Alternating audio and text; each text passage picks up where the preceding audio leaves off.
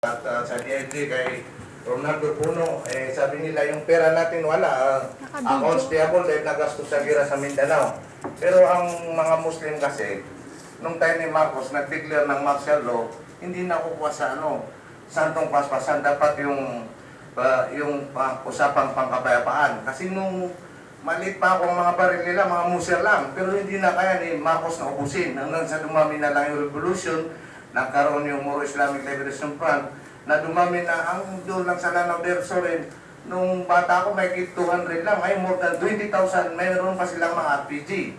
Kaya yung pagkapangkapayapaan, yung advice ko nung kay Ronaldo Zamora, kung kakausapin natin sila, hindi all out war, all war out, hanggang sa matapos ang termino mo, walang nangyaring gulo, walang mawala sa atin ng budget. Hanggang matapos siya, kaya may mga pinasurindir ako, yung si Robin Macabantog, yung pinasurindir ko diyan sa Campaginaldo.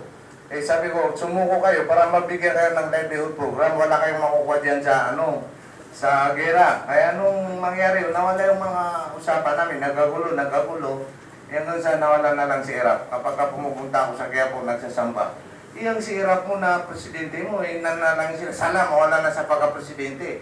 Kasi naiipit sa gira yung mga civilian at saka mga sundalong private. Yung mga general naman na nagutos, nasa taas, karamihan minsan dyan yung mayaman lang Ang daming namamatay doon nung pumunta ako kasi inutusan ako ni General Dominguez, ang deputy ni Reyes. Nakita ko mga namatay, minsan nilalagay lang sa silver yung ulo, walang namatay sa